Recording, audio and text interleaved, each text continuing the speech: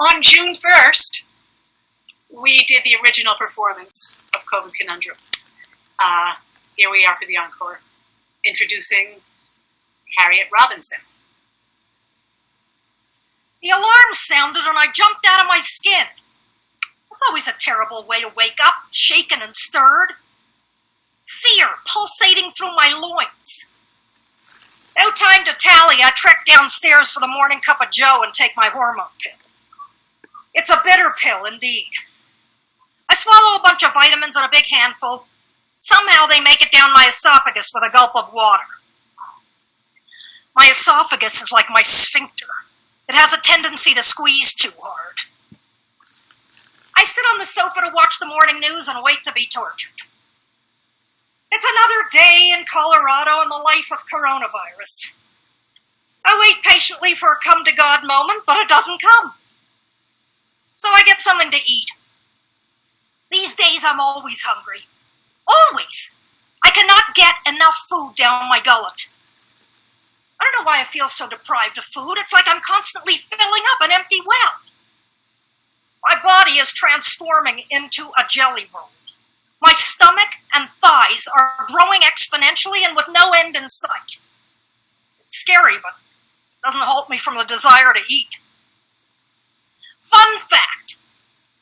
At the end of each day, after my workday is done, I return to my sanctuary and let an extraordinary amount of sulfur exit my body. I mean, I've been full of gas since I was 13, but at my age now, it's indescribable. Well, I tend to feel it's a rite of passage. It's my body's way of expressing its joy, the fulfillment of making it through another day. Love, in the time of coronavirus, is also making my vagina excessively dry. I don't know why I have pain everywhere, neck, back, head, jaw. It's a good thing no one can get within 6 feet of me now because I smell like a lidocaine patch. 24 hours a day, I'm covering myself with Tiger Balm and Ulva soil and every possible liniment known for available for human use. Oh! I interrupt this very fascinating medical forecast with an important message to my mother. Dear Mom, just bloody shut up about the Chinese. Stop your hating. At 84, just drink some tea or eat some stewed prunes or whatever keeps you regular and stop the blame game. You're always pointing the finger at someone for something. It's nauseating. It reminds me of the time we were in Hawaii in a very elegant Asian restaurant, and you insulted every waiter in the restaurant and blamed them for the bombing at Pearl Harbor. I think you thought because we were in Pearl Harbor territory, it was your right to blast all the Orientals in sight. It just proves to me now that the night you spent in jail, after accosting me and I reported such to the police, didn't teach you anything. Nada. You came out of there with a cocky attitude and said to your personal driver, Farley, well, here comes Grandma. That's because that's what the inmates called you inside the slammer. They ate your leftovers, thought you amusing, and found it hilarious that a wealthy old lady of 83 was locked up with the local talent, prostitutes and drunks. Didn't seem to faze you. I will say, there's more chutzpah on you than in any of those convicts. Love, Harriet. Speaking of Farley, he recently drove me to the Fort Lauderdale airport. It was the end of another time spent in the Sunshine State, and I'm leaving after a whopping argument with relatives. Motherfuckers, I exclaimed. What the fuck? Farley had never heard me swear before. David, my husband, tried to quiet me down. Boy, was he sorry he spoke. Don't shush me, I said uncontrollably. Farley began to laugh. He's worked for my family for years and knows all the secrets.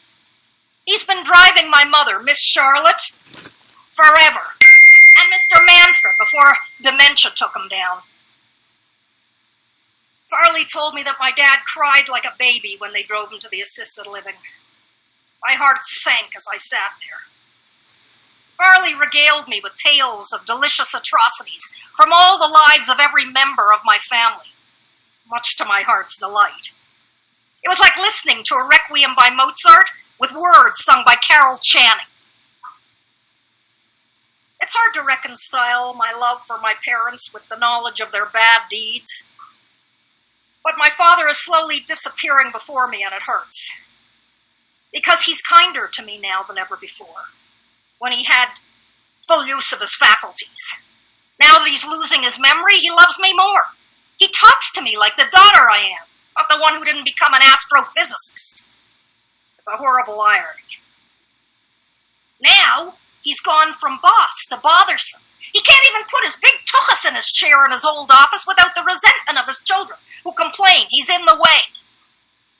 So here I am, in the car with Farley, once again returning from a trip to Bountiful, where wisteria turns into hysteria, where the sun shines incessantly and the sand gets into your pants. And even though I know some of the stinging secrets, I will return. Especially to keep an eye on my mother. Not just because of the virus, but because she's sequestered in a small apartment in her assisted living with my father. A man, she reports, wants sex every 10 minutes and will not stop his salacious talk day or night. That must indeed be hell. Who wants an 85-year-old's jiggly bits bouncing all over your leg? As for my husband, he and I have been reduced to sleeping side by side, with oxygen tubing up our nostrils and around our ears and pulled up under our chins to keep everything in place. We look like two geriatrics. And because I don't want to get those awful lines on my face from the tubing, I put toilet paper underneath the tubes. Toilet paper's rationed, so I have to choose between my face and my ass, and my face wins. But even with the toilet paper shoved up on the tubes on my face, some days the marks are there anyway. Dave doesn't care about his marks because his face is a bit craggy. He calls me Tuscadero because the toilet paper flaps look like elephant tusks. He thinks that's hysterical. I have no sex life anymore because I don't look appealing at night, much less fuckable. Now that I think about it, maybe this is why I eat constantly. Food is satisfying my libido. This is the story in the time of coronavirus. The deeper meaning of rationing does not apply to me. It's not because I'm hoarding necessities from others. I'm happy to trade my toilet paper for other delicacies like burrata mozzarella. It's nice and runny. Prosciutto and olives, one of my favorite dishes. Dave announced that he was making a roast on Easter Sunday. And even though, I don't actually celebrate Easter as a Jew, I took the opportunity to buy chocolate rabbits for my children and Cadbury cream eggs for myself. I couldn't help but buy 8 because there's 4 in a box, and 1 box just didn't seem like enough. I truly hope COVID-19 doesn't go on much longer because I'll end up looking like the girl in Willy Wonka's chocolate factory who blew up into a giant blueberry in bursts. For my birthday this year, I wanted a lavish trip to Italy. But since I can't have that, I plan to get a lower facelift. I think that's a fitting gift to myself. My friends tell me I have to lose the weight I'm gaining before having the surgery. First of all, fuck that. And anyway, who are they to talk about losing weight? One of them has to turn sideways to get through the door, and the other one needs oxygen to get up her stairs. Mind you, I wear oxygen at night because we're at such a high elevation at 8,500 feet. I don't want to die in my sleep. I guess the thing about this is, a surgical endeavor. You never know what you're going to look like after. You know what they say about all the king's horses and all the king's men. But I must do it because every time I look into the mirror and see my jowls, I see the next door neighbor's basset hound. Yesterday, I was scrolling through Facebook to see what news, my friends, as Shakespeare would say before every soliloquy. And I saw a post from a red-faced friend. She was out of breath, but videoing herself, as always. I've just done 25 minutes of the hardest exercise I've ever accomplished in my life, and I feel great, she exclaimed. Really, I thought? Fuck off. I'm tired just looking at her, and frankly, I don't give a damn. I responded by saying, I've been lying down so much, the back of my head is matted. After a day of exercising my mind, I have no energy left to exercise my ass, which has now changed its shape. But, I know that I need to keep my brain healthy because of the Alzheimer's in my family. But there's many other terrifying things I could have inherited, so I try to keep things in balance. I imagine myself riding my bike with a friend, but I'd really rather have a spa day, where they play, Amy Winehouse or Iron Maiden, something relaxing. Because the soundtrack of Sheltering in Place, at least at my house, sucks. It goes something like this. I hate you! You're a terrible mom! Shut up! Fuck off! You suck! Stop singing and humming all the time, Mom. Just go upstairs. I will pay you to go to your room, Mom. Or this, via text. Mom, I just bought 2 ducks. No, you didn't. We have 3 dogs and a cat that you don't take care of. And where are you? Are you in the house? Jesus. Are you wearing a mask? And where's your brother? My son, Jesse, is an Irish leprechaun. You never know where he's going to spring up, around a corner, behind a door, and there he is, and your heart jumps out of your chest. Sophie finally arrives home without the ducks and heads for the kitchen. Sophie, stop baking because I have no self-control. And stop frying because I can't breathe. This bloody kitchen has no ventilation at all. Dad is a grump. And oh my God, I finally had a bowel movement. It's been days. Why are our redneck neighbors playing reggae music? It seems like an oxymoron. Yesterday, I made a plea for face masks. If anyone knew where I could order some. No one replied. About 12 hours later, one friend messaged me. Out of 470 friends on Facebook, one person replied. That's how popular I am. I was feeling sorry for myself. Let down. I reach out to people all the fucking time about everything. But anyway, the one response I got led me to order 4 face masks, so I was content. This morning, our good friend Jill dropped off 2 face masks at my door.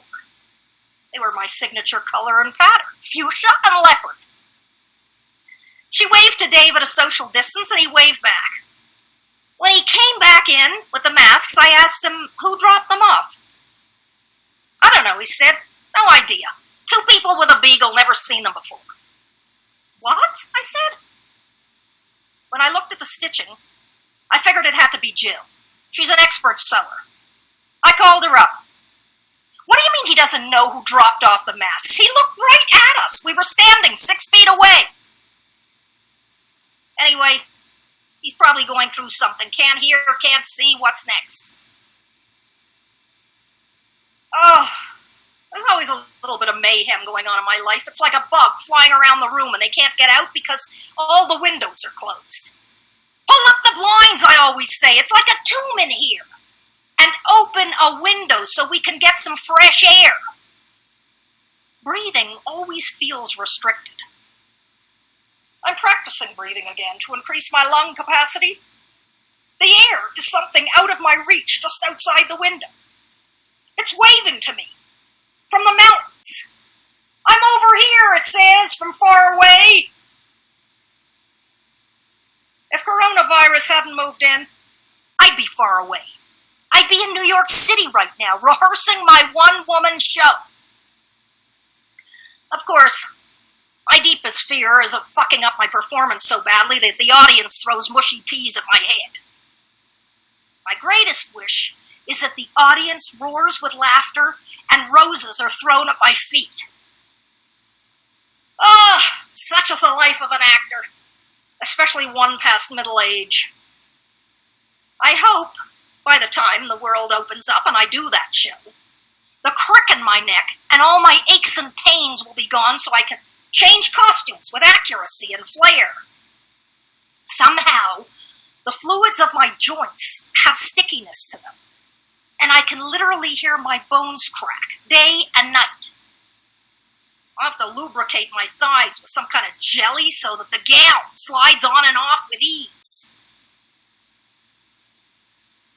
Once upon a time in London, that gown went on effortlessly.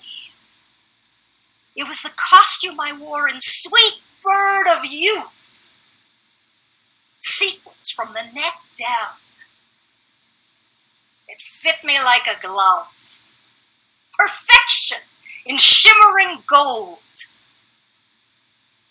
I was 34 years old in that gown when Richard Eyre told Claire Higgins to watch her laurels.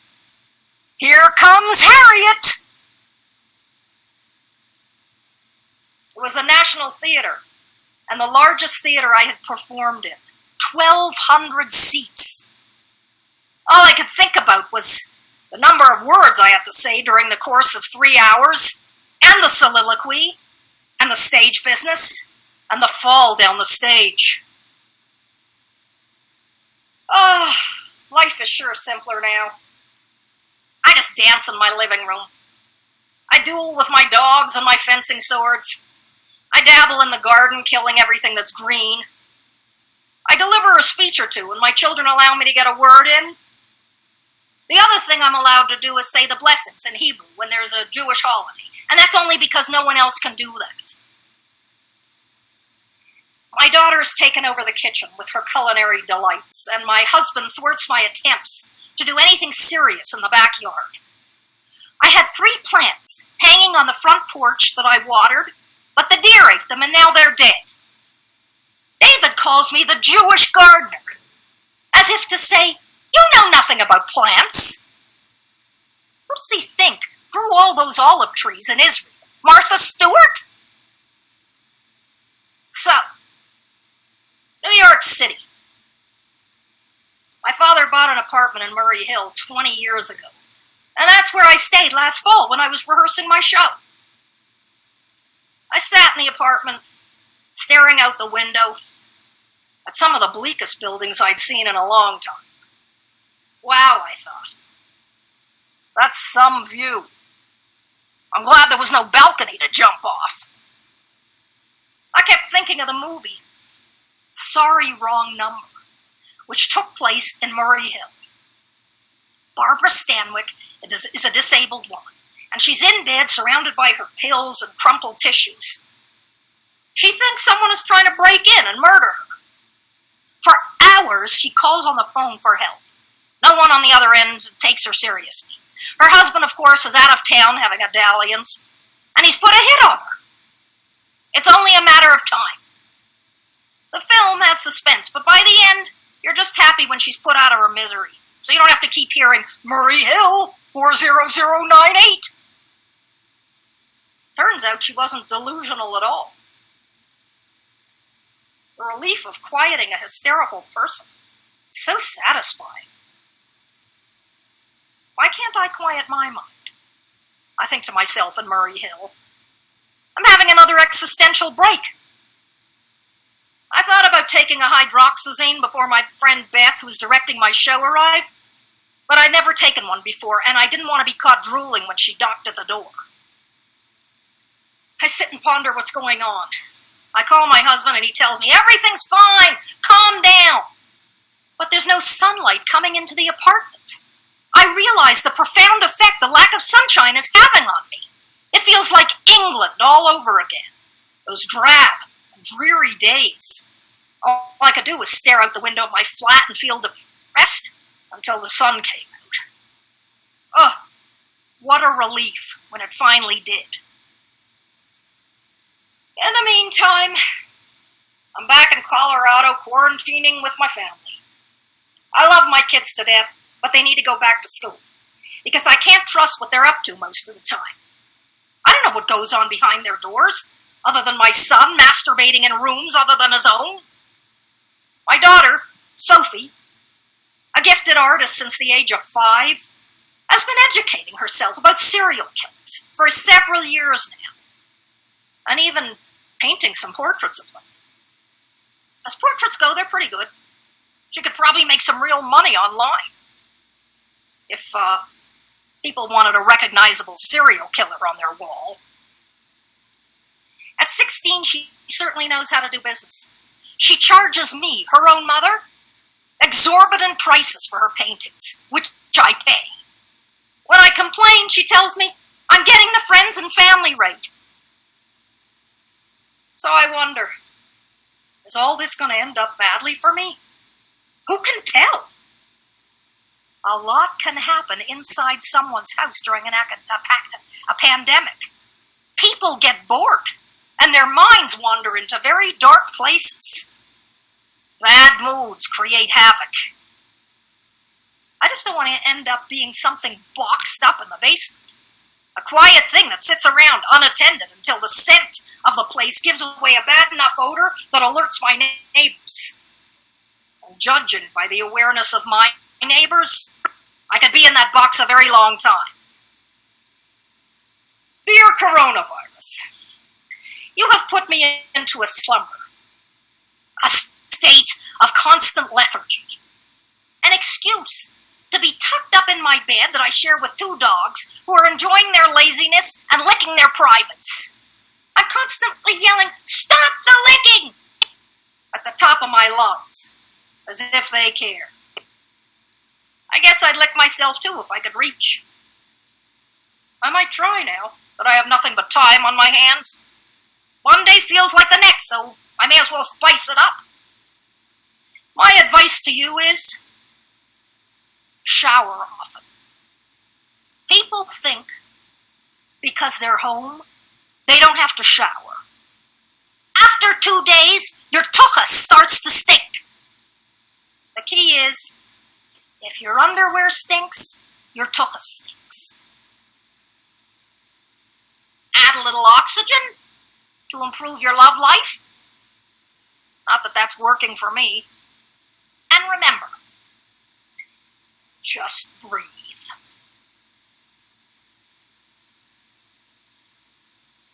Oh,